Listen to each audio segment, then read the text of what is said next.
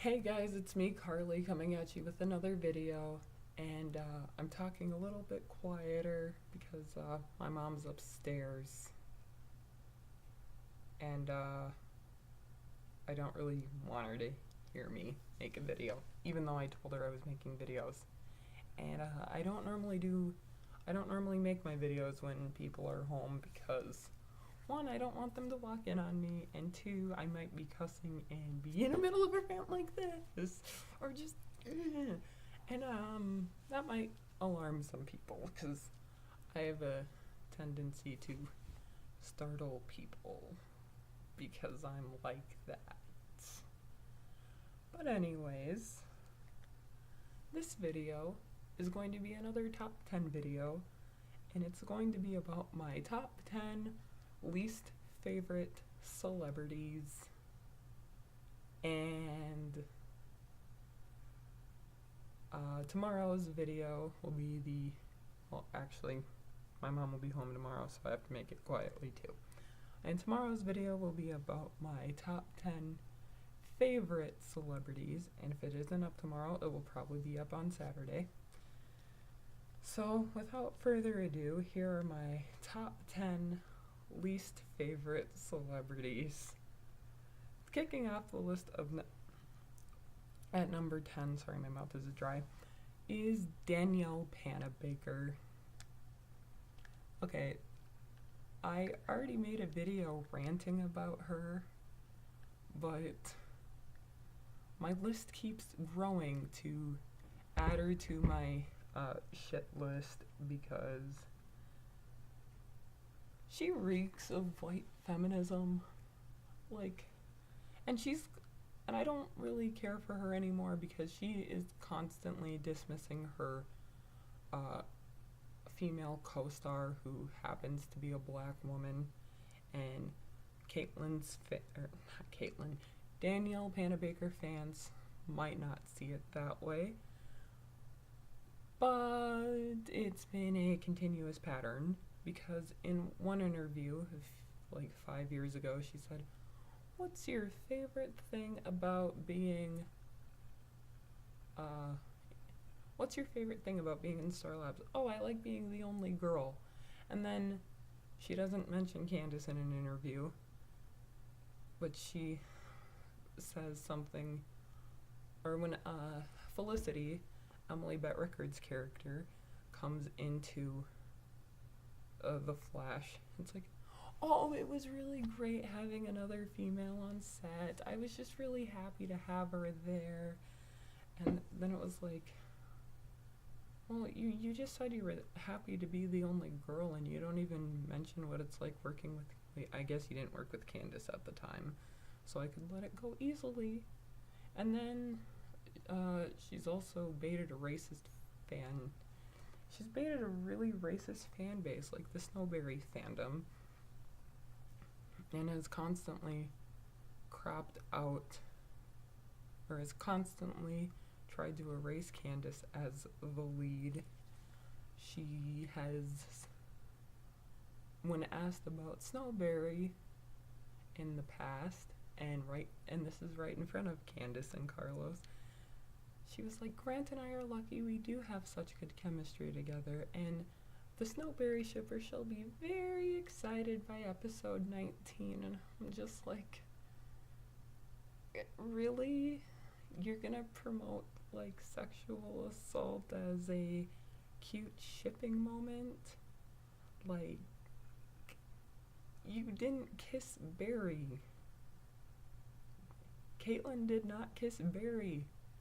It was every man disguised as Barry who kissed Caitlyn, and Caitlyn was very taken aback, and like, that's all the Snowberry shippers have to go off of.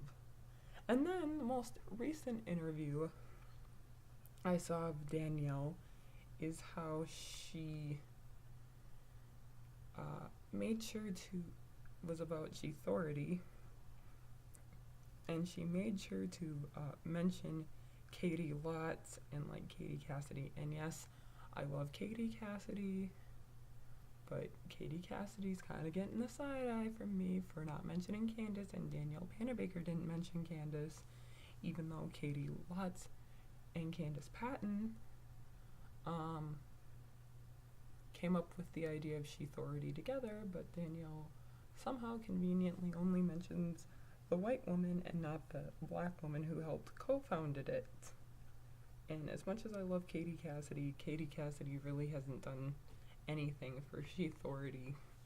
And this isn't a dump on Katie Cassidy, it's just something I've noticed. Plus, Danielle Panabaker really didn't have to audition for her job as Caitlyn. She got it because she was friends with Andrew Kreisberg, and there's even an article written saying that the part of Caitlyn was adjusted for the part of Danielle Panabaker. And besides the fact, Candice deserves a better co-star, and Caitlyn really needs to fucking go away because her character contributes nothing. She's not a relevant Flash character, and Caitlyn is the Felicity Smoke of the show. And the other reason I really don't like Danielle Panabaker is because she did a photo shoot where the title read "The Leading Lady of the Flash." I don't know how well you can see that, but God, sorry, this is a really crappy angle. It's like, not a leading lady, not a main female character. She put the, as in the one, the only leading lady of the Flash, and I don't know why she was okay with having that as her photo shoot and calling herself the leading lady when that so clearly, obviously, belongs to Candice Patton. Spoiler alert, she's number 1 on my favorite celebrities list. Which, I don't know. Anyways, I don't trust the snake, and yeah, we call her a snake for a reason, for shading Candice Patton for no reason other than the fact that she has a position that is normally held by someone who looks like Danielle Panabaker. And I don't know if Danielle Panabaker doing this is on purpose or if it's because she's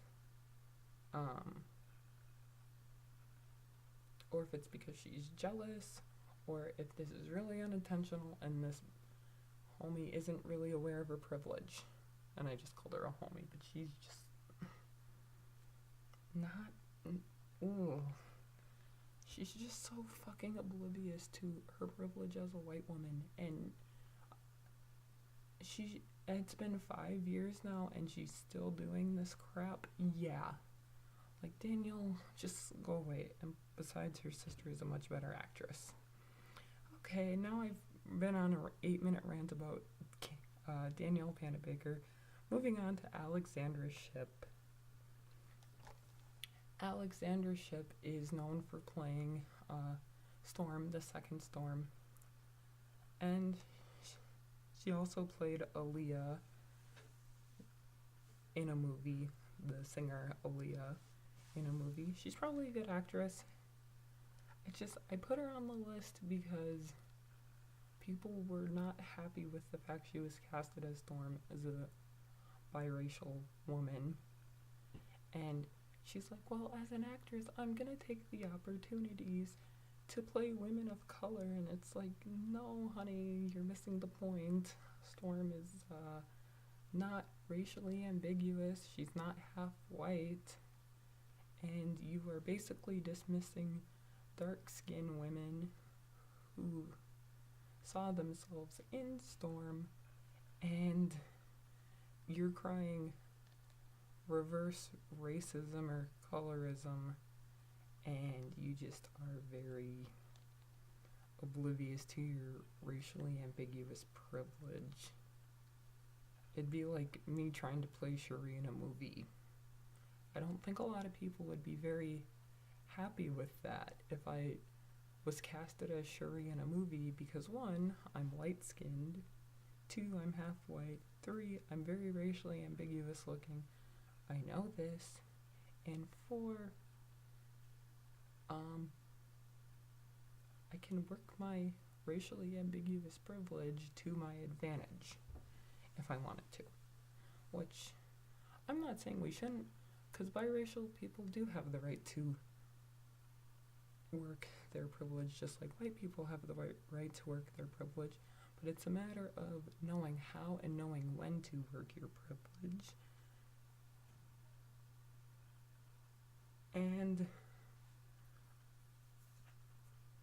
I think that Alexandra Shipp not recognizing the privilege she has is kind of like how Danielle Panabaker doesn't recognize her white privilege, but it's just the fact that she is crying victim because people called out the fact that her casting was colorist.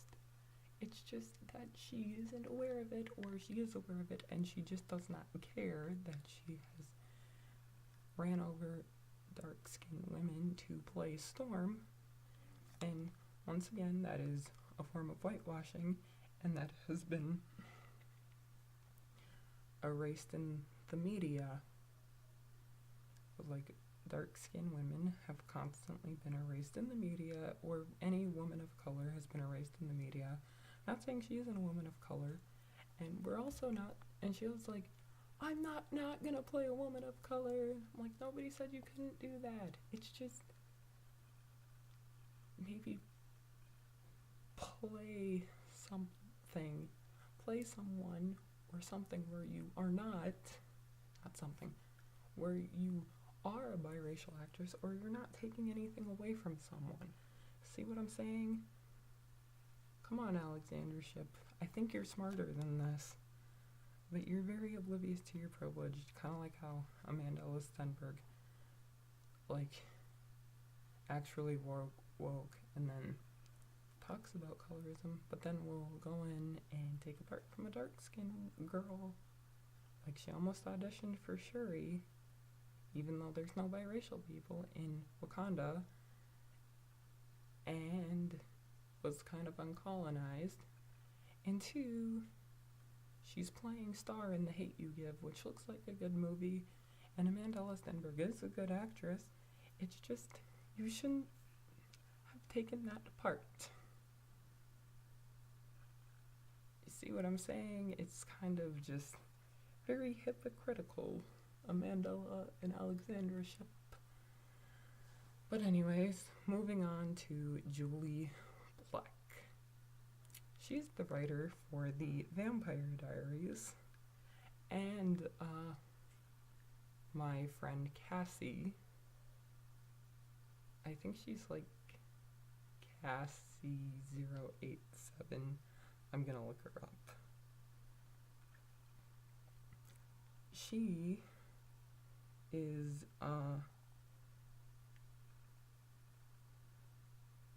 and my friend on Tumblr, like Coco Girl loves. I hope she doesn't mind that I'm shouting her out, but it is public.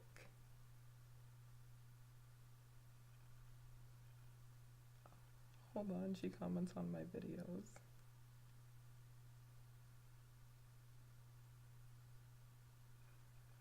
Sorry if I'm spazzing through my videos, I'm just trying to find where the heck it is she commented.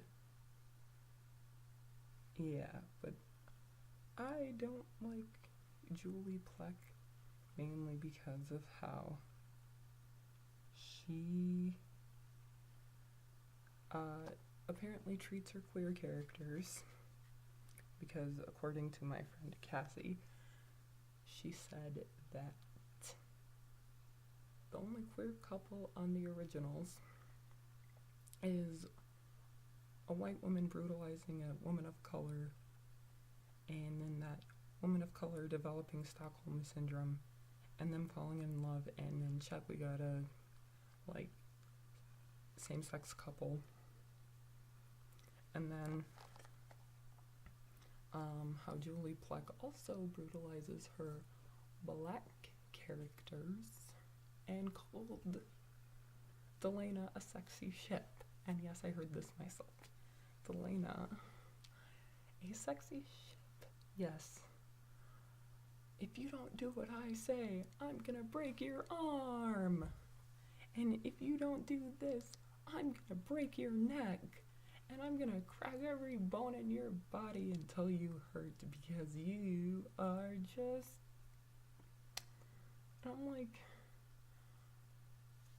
what part is that sexy? Like, hey, you don't do what I say. Oh, and manhandling is real sexy, man. Like, there isn't nothing sexier if your man isn't threatening you, or if he isn't manhandling you, or if he isn't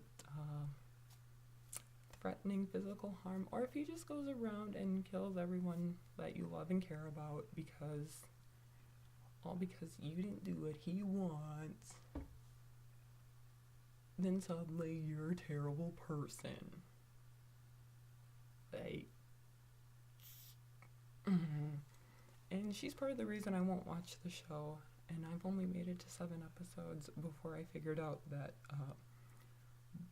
Bonnie is just treated like garbage.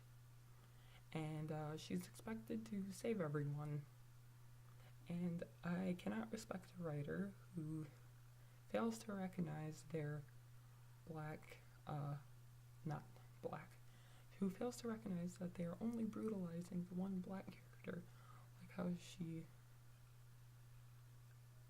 abuses that one black guy in the originals who's adopted by Klaus. She made him a slave, and Klaus treats what the hell is his name? His adopted black son like an emotional punching bag, and she glorifies Klaus's and Damon's behavior and says they're just sad even though they kill people that their loved ones care about. And then proceeds to demonize Stefan and use him as a prop to uplift Damon, even though Damon is out to ruin his life and steal his girl. And she will stand Damon and Klaus, but brutalize Catherine.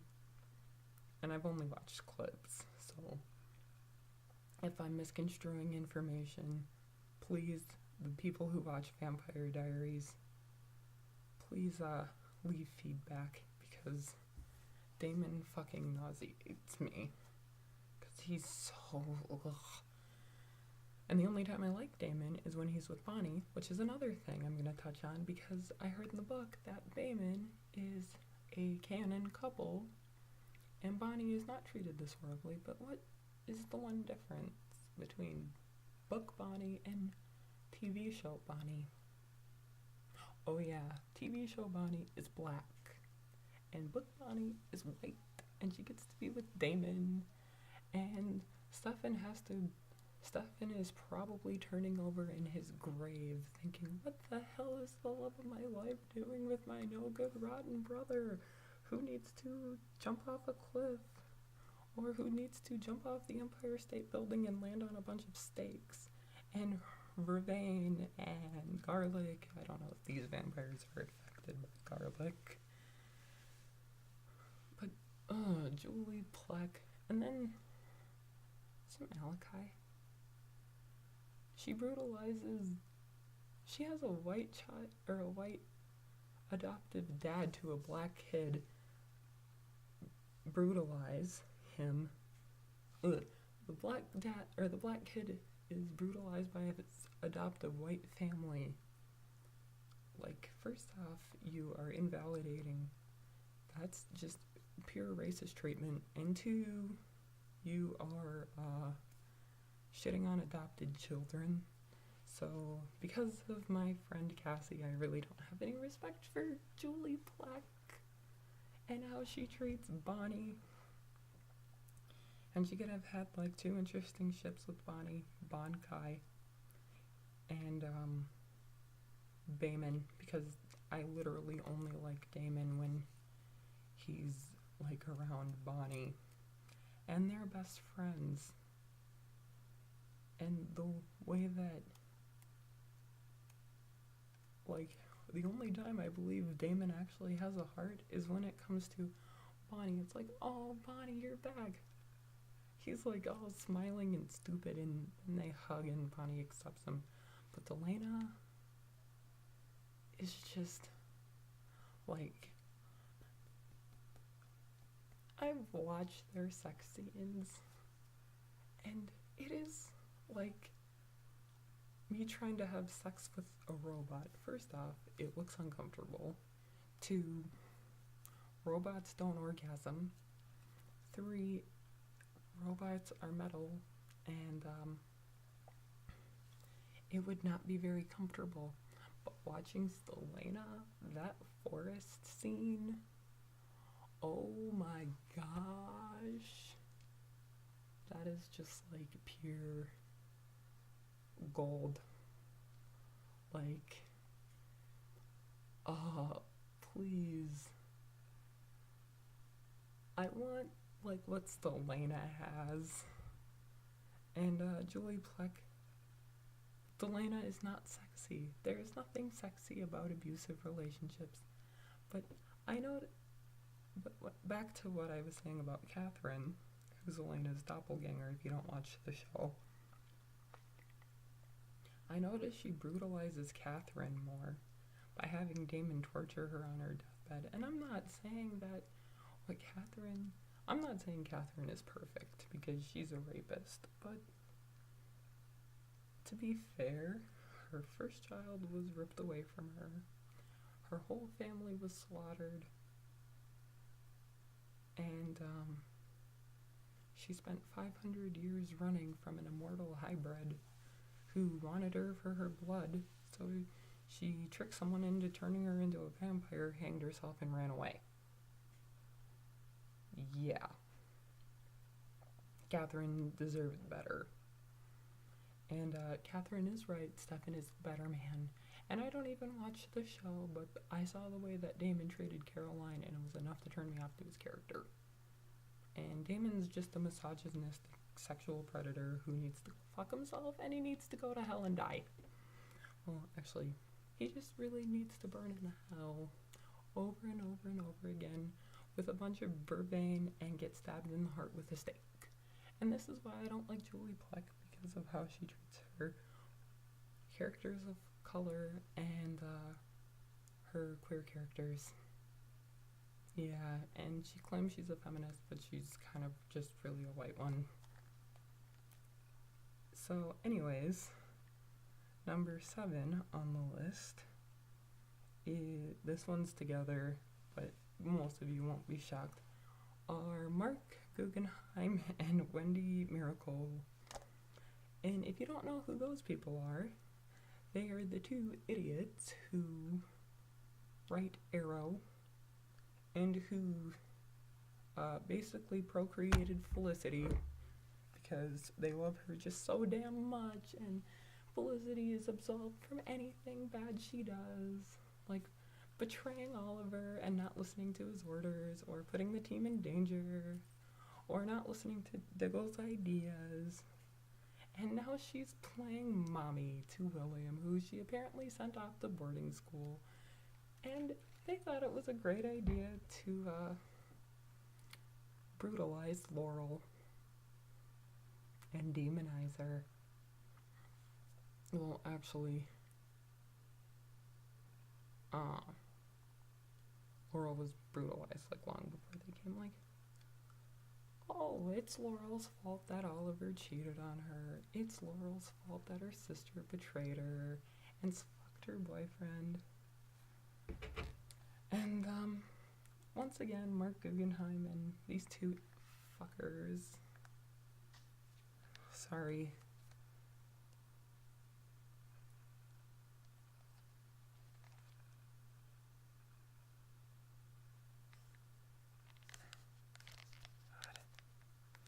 Sorry, it's really bright down here. But these 2 motherfuckers are in charge of the crossover this year. And guess what? They're going to have Lois Lane be part of the crossover, a world-renowned reporter who is married to only one of the most iconic heroes, Superman, although I don't really know if they're married, but in my mind they are totally married, and in some iterations they are married because they're just fucking soulmates, okay?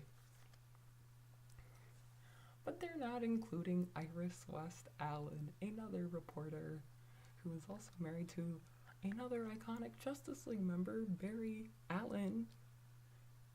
And we know they exist in the same universe.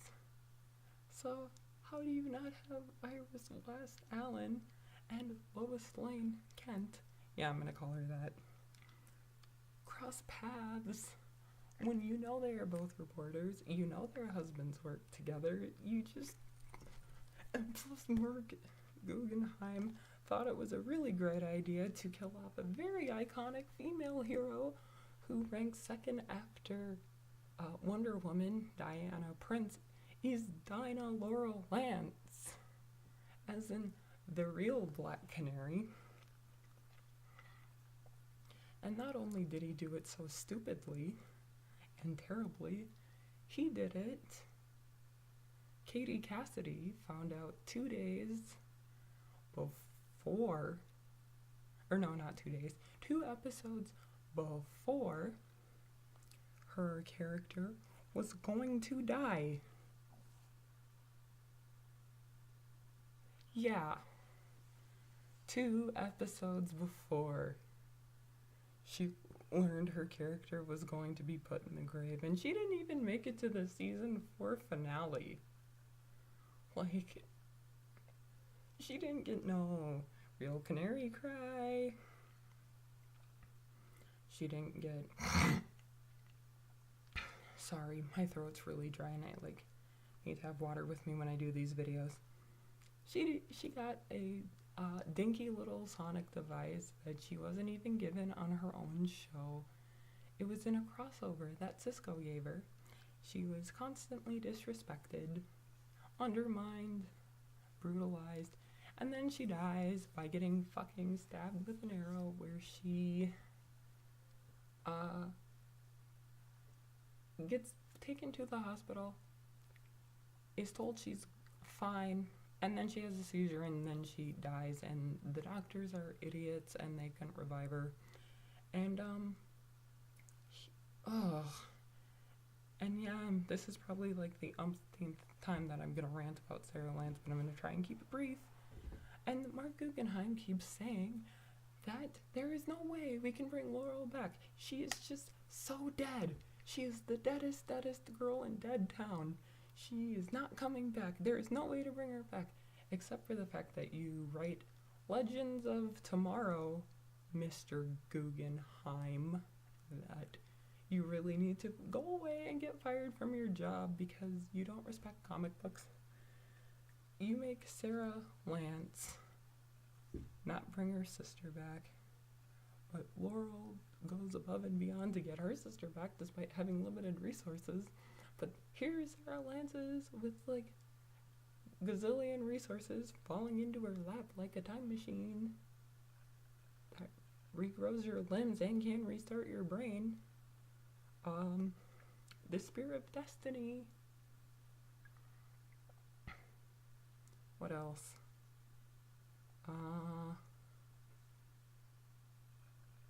Oh, yeah.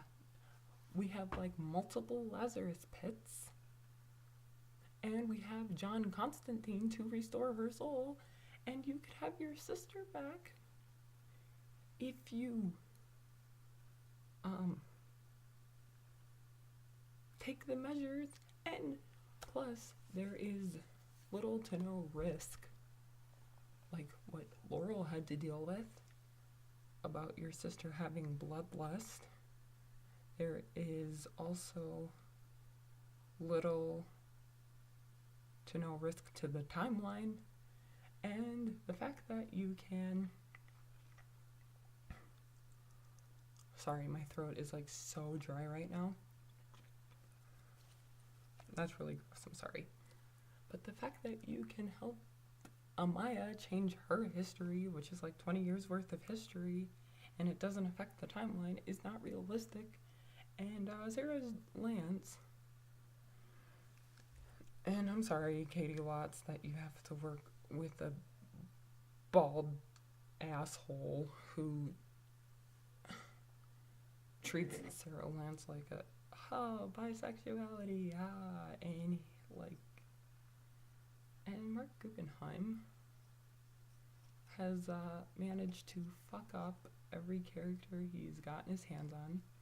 Like, if it wasn't for him, we would not have a Dinah Drake with a canary cry and have Black Canary slapped on her when we have already established that Dinah Drake is Laurel and Sarah's mother, and Black Siren could be going by Dinah, and you could have casted Juliana's character as Zinda Blake / Lady Blackhawk, but you went and fucked that up, and you had to go and introduce her as Tina Boland and be like, oh, by the way, my name is Dinah Drake. Look, see, we're comic book accurate. Like, no, you really don't get the core issues because you want to name her Dinah Drake just so you can say you have a Dinah on the show, even though you now have like 5 Dinahs, because you have the 3 Laurels, one of which is a Nazi, Earth 2 Laurel, and the original Laurel that you idiotically killed off in favor of her idiotic sister, who I just fucking despise. And then and Felicity, who like really just either needs to go away or she needs to get off Oliver's dick, because Oliver's, let's face it, it's probably shriveled up by now by however many women he had sex with. And then William is just there, which is just another whitewashed OC, but I'm glad you didn't name him Connor. And you just cannot, you don't do these characters justice, and you've managed to whitewash all your characters that are supposed to be characters of color and gave them original names. Or didn't, like Sin Lance is an Asian little girl, not a white teenager or 20-year-old adult. And you treat your LGBTQIA or queer characters like crap. Like, Sarah is bisexual, and bisexuality does not mean that you sleep around with everyone you see, and you forced a lesbian into a straight marriage, and now you're in charge of the crossovers, and you're not gonna have Lois meet Iris. That is just tragic. And you're not gonna have Katie Cassidy's character and Candice Patton on screen together, which I need that in my life. No, you reek of white feminism, and you claim you're a feminist, except you brutalize most of your female characters for things that you would praise male characters for, give sympathy to male characters for, and you just really suck in general, and you need to go away, you need to get fired, and you two just need to go away from anything comic book related, like, and I do not trust you, and possibly the only good thing is Legends of Tomorrow, even though I kind of don't watch that show because of Sarah Lance, but I might watch it again, pick up back watching it again, because I stopped watching it because I got tired of getting Laurel baited. And you could put Black Siren's soul, or no, Laurel's soul into Black Siren, and your problems would be solved. Or you could have brought Earth 1 Laurel back by Flashpoint Paradox. Except you're really idiotic, and you don't respect the comic books, and as I said before, you two really need to fucking go away, because you guys suck. Okay, number 6 is Marlene King.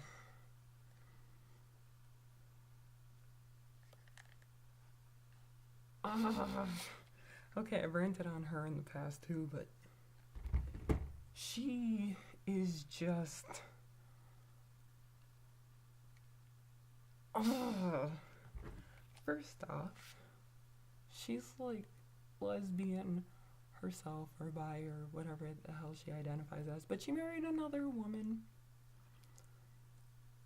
But she has brutalized most of her queer characters / LGBTQIA plus every letter of the alphabet.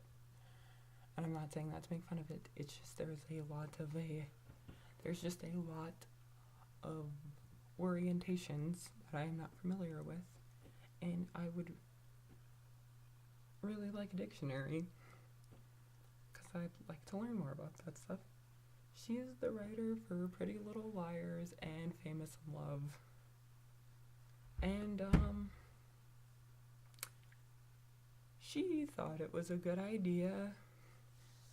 She writes these really creepy relationships,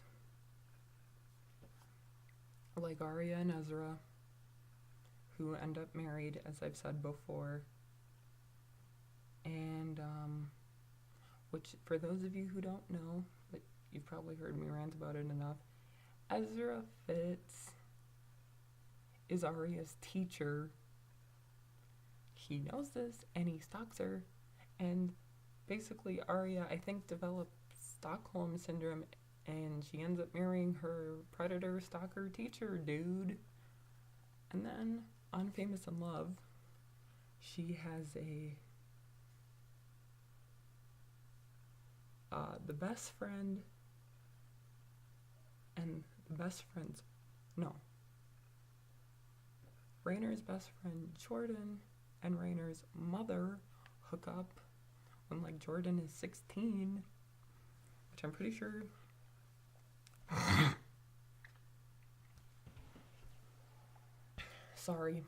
is statutory rape, and it's not addressed, and Ezra Fitz doesn't go to jail or get thrown into the bottom of an ocean or like eaten by sharks because he's a fucking pedophile. And Nina doesn't get prosecuted for statutorily raping Jordan, and the only show that I've seen handle statutory rape on a female / male adult female and a male teenager is one, The Fosters, and two, the and Riverdale. Even though I don't really watch Riverdale, I just haven't I just heard they don't glorify student-teacher relationships, but Marlon King thinks it's cool to have your student marry your teacher, which I'm pretty sure qualifies as Stockholm Syndrome. And then the other thing that bugs me is that she had a male character be raped by two different women, and it's not addressed. One, Toby, yes, I'm talking about Toby Kavanaugh. One, he was raped by his stepsister, Jenna, and then his almost sister-in-law, Alex Drake, I think it was Alex Drake, who is Spencer's identical twin sister, and Alex tricked them into thinking she was Spencer, and that's not addressed. And Marlon King did not confirm that if it was Spencer or if it was Alex that he was having sex with. Because if it was Spencer, then I totally take back my comment. But if it was Alex pretending to be Spencer and it was without Toby's knowledge, then yeah, that's rape. And that's just not okay. She gives bisexual people a very bad reputation. Like, they're either written as flaky or they're written as automatically mistrustworthy, like Lexi from Famous in Love. And then half of her LGBTQIA characters, IA plus characters, are either villains or they die off, or if they are people of color, they are villains or they die off. For example, Maya, bisexual woman of color, is killed off for no apparent reason. Shauna, possibly a lesbian or bisexual or whatever, killed off. Who else? Emily just ends up in an abusive relationship with Allison. Paige is just pretty much villainized by the whole fandom. And Paige McCullers deserved better. I already made a video defending Paige McCullers. Let's see. Lexi really never sees her girlfriend on Famous in Love. Doesn't really want to come out, I guess. I mean, she doesn't have to come out, but if she starts, I think that if you love someone, you should be open about it, but like to your family, but don't be like, hey, I'm gonna go and tell everyone that you're lesbian. She had Allison write a really, really mean, sweet letter to Paige, and Paige thought it was from Emily, and Allison threatened to out Paige to her homophobic father just for shits and giggles, and completely ignoring the fact that Allison has a cousin / sister who is transgender, and then Cece, a transgender character, was put in a mental hospital, terrorized the girls, and then she ends up a villain and ends up dying. So yeah, Marlene King really has a great time brutalizing all of her queer characters, and it's just something I've noticed. I've also noticed that on Famous in Love, the first person she kills off is a black person, even though Barrett was fucking annoying as shit. And I was kind of glad when he was off, but at the same time, the very first person you decide to kill off is a black person. Another black character, Jordan, who's one of my favorite characters on Famous in Love. He's probably my favorite male character. Is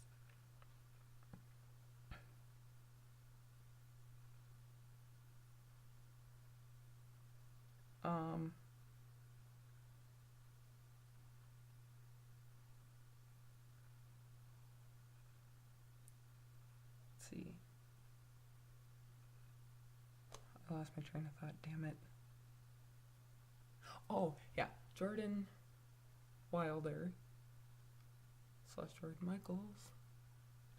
His backstory is that his mom is a crack addict. Why can't you just give him a good mom? And I don't know where the hell his dad is, but he ends up killing a guy to defend his mom, and anyone could have gotten that story, but you give the black character that story, and you give Tangi a really emotionally abusive mom. God, Mom, please don't come downstairs. Sorry. I have to be looking over my shoulders. And Marlene King is just so fucking problematic in her writing, not addressing statutory rape as a huge problem. It's it's just a minor inconvenience, despite the fact that Ezra Fitz stalked 4 underage girls and stole Spencer's file, and Marlene King writes that into her story, which just, no.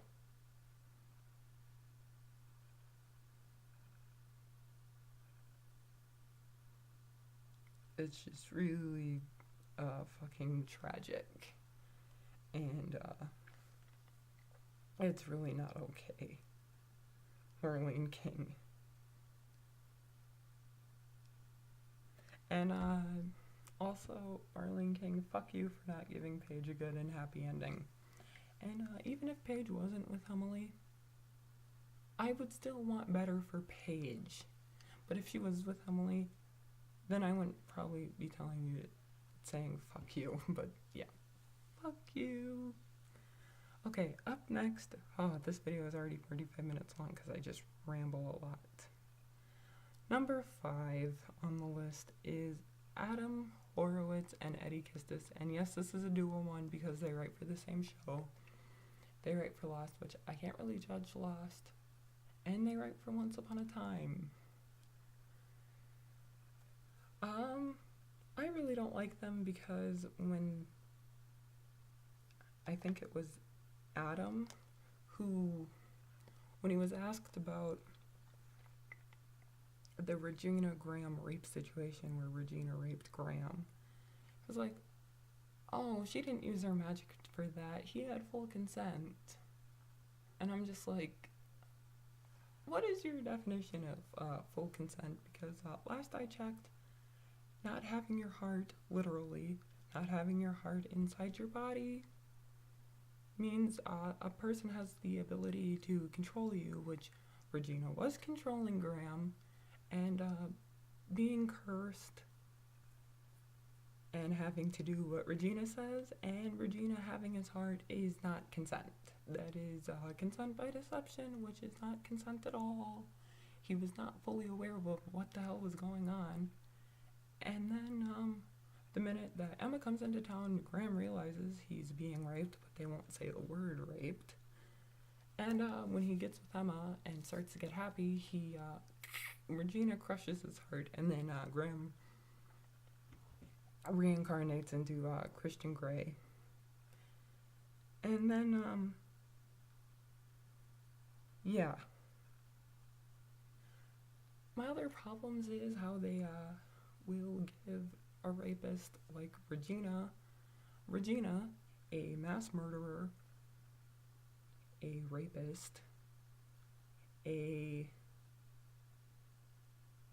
kidnapper, and these issues are not even being called to attention. She just is like, you're good now. It's okay, Regina. We love you. We accept you. You're the good queen. Even though you raped Graham and nobody really fucking cares that you did because you're a woman and you get to be queen of everyone.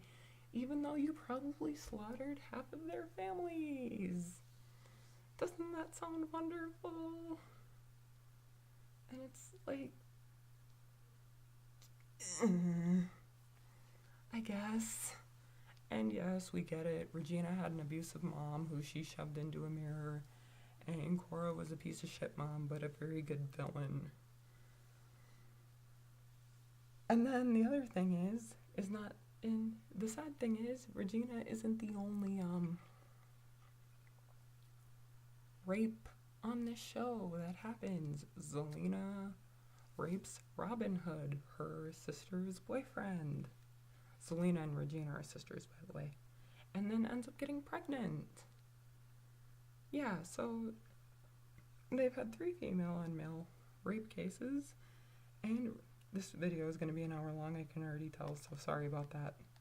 This is running longer than normal because I'm rambling, but anyways, Zelena rapes her sister Regina's boyfriend and ends up getting pregnant with baby Robin Hood, and not to mention, Zelena murdered Robin Hood's wife, Marion, to have that baby, all for shits and giggles, to be like, ha, look at me, I'm more of a woman because I'm fertile. And I'm just like, great.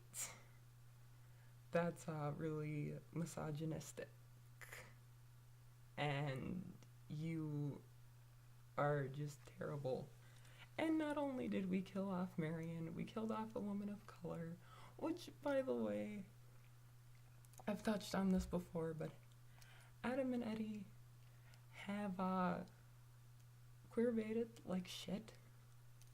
they've queer baited the hell out of us and have given us no healthy queer couples until season 7, which happened to be 2 white women, even though they could have given us Swan Queen, even though that's a super problematic ship. But so is Rumbell, who is just very abusive. Like, let me stalk my wife and put a bracelet on her and let me like mind rape her.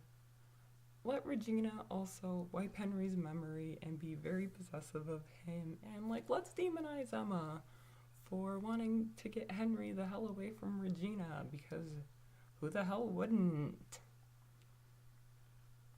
Well, at first she did. And then also, the third female on male rape case, and I brought this up again. I brought this up before and I'm going to bring it up again because it's not talked about, is the fact that Mother Gothel raped Nook, as in a different version of Captain Hook, to have Alice because she pretended to be Rapunzel and she needed to have a baby to take her bloodline, and now Hook is stuck raising his daughter, who he didn't plan on having. He just wanted a one-night stand with a really hot and sexy Rapunzel, who, yeah, and there's different realms. Oh, and then they treat all their characters of color like garbage. And I've gone into detail about this, but like Merlin, Lancelot, Black Rapunzel, Gus, Tamara, or whatever the hell her name is, the dragon guy, Mulan, Shang, who doesn't even exist for some odd reason. Just, no, they don't get a happy ending. Oh, and Ursula, who's also played by a black woman, doesn't get a happy ending, just as a one-off character. And the rest of the characters before Ursula, I mentioned, all died, and it took them 7 seasons to have main core characters of color like Mexican/Latina Cinderella and what else? Mexican/Latina Cinderella and I don't know what you prefer.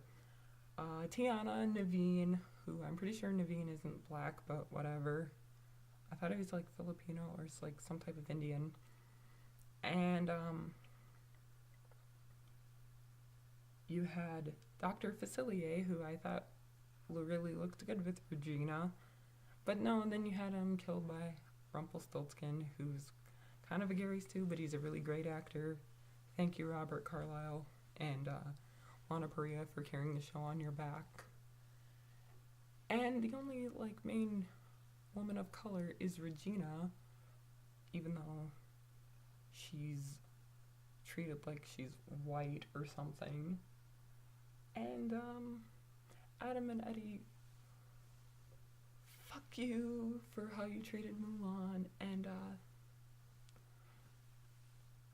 fuck you for not addressing rape, and just you get a big giant fuck you for everything, or all the negatives in your show, which is really harmful to teenage girls who think that Rumple and Belle are a great relationship, and it's super toxic. And no, I'm not just saying this because I'm a Hook fan. Okay, I kind of just meh about Hook, but God, ugh, they're just like so terribly problematic, and this video is getting to be an hour long. Yeah, so if you guys want, I will put a link below about my feelings on, I'll put a link to my Tumblr, and then you can just look through my tag saying least favorite celebrities, and it will go into more elaborate detail.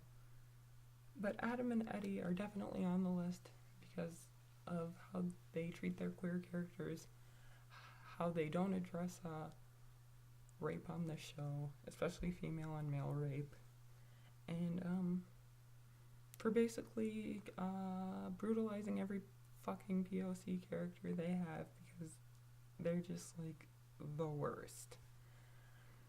Okay, number 4 is Kanye West. This one's gonna be very brief. I just find him to be an arrogant douchebag. And if he were in a competition with who could be the most selfish, it would most likely with his wife. He'd probably win. I don't like him because he's also very anti-black women. And he can support whoever the hell he wants, but he supports Trump really. I don't care, but whatever. I just have always found him to be very obnoxious and full of himself, and he can go fuck himself. Sorry, I'm really not a big fan of Kanye West. And I only like one song of his. Number 3 is James Gunn. WB, why are you hiring James Gunn as a, because this mofo got in trouble for making pedophilic tweets. And not just one pedophile tweet. It's multiple, like 30 of them. And he made these as a 40-year-old adult, but it's okay. He's sorry. He only gives a half-assed apology because he's sorry. He didn't mean it. And he's white, and he was very successful with Guardians of the Galaxy. And you don't seem to give a shit that James Gunn is willing to make a bunch of pedophilic tweets and never deleted them or never apologized thoroughly for them or never had to pay penance. Instead, he gives a half-assed apology. He's white and he gets to be hired as a director. And DC now has decided to hire him and Joss Whedon, who totally fucked up Justice League. And just things I've heard about Joss Whedon kind of really just turned me off to him. So, yeah. Up next, number 2 is Robert Sylvester Kelly, or otherwise known as R&B singer R. Kelly, and as Lovely T here on YouTube, Lovely T 2002 or Lovely T 2000 or Lovely T Network now calls him the Pissy Pied Piper because he decided it was a good idea to piss on a 14-year-old girl and film it. And yeah, it was him in the video. And then he tried to throw his brother Carrie Kelly under the bus. And he's basically a human trafficker. He hangs out at middle schools and picks up teenage girls. His victims are all black girls, which is probably why he's not in jail. And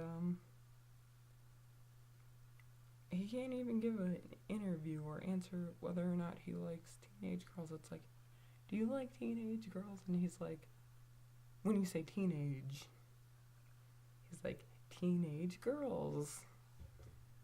As in, what? I don't like anyone illegal. Like, why do you have to put emphasis on that if you don't like anyone illegal? Which clearly you do like anyone illegal if you have to be super hyper defensive about it. And you married Aaliyah when you were 15, when she was 15 and you were 27, and you're just gross. And you need to go to prison. And you're a very talented singer, unfortunately, which makes it really hard not to listen to your music, because I really love your music. You are just really creepy. And now your music gives me kind of creepy vibes, like you're singing it to a cult of girls you've created. And the fact that they made a movie on you really says a lot. And it's not anything to do with your music, it's everything to do with your shady past, present, and future. So you like need to go away, R. Kelly, and go to prison. And your wife, or sorry, your ex-wife, should gather a bunch of girls that you know and have come into contact with, both literally, physically, and mentally, or whatever, and they should all gather a case against you and send your ass to prison, like forever, where you don't know the sun shines. Okay? Okay. Now, last but not least is Gregory Daniel Jackson, or otherwise known as Onision, who has a history of filming underage girls, or not filming, who has a history of talking to underage girls, like at 16, flying across the state lines to get to them, and basically married your wife in Mexico when she was 16 because it was legal, and had to get a lawyer to see if your relationship was legal. And you also lied and said you were honorably discharged from the military, and you read women's bodies, and you asked underage girls to send you their bodies, or so you could rate their bodies, which is really weird. And then you say a bunch of things to get a bunch of people off your back, and you murdered your pet turtle by putting him under a plastic bin in the sun. And well, I'm not gonna rant too much about you, Onision, because you suck. You filmed your wife having a breakdown, and there's plenty of people who will do the ranting for me, and I will be looking in the comment section, sorry, I'm like really dry right now, looking through those videos and laughing at you. So anyways, people, this was my top 10 list. Sorry. Thank you for watching this video. Yes, I know this has ran for an hour. I normally try to keep it under an hour. Longest I will go is 48 minutes, and this is going to take forever to upload. But anyways, thank you for sticking by me if you've made it through this whole video. Part 2 is coming tomorrow, I promise you that. And, anyways, if you like this video, leave a thumbs up, like, share, and subscribe, even though I just said that. Leave a comment down below, leave suggestions, and have a good one.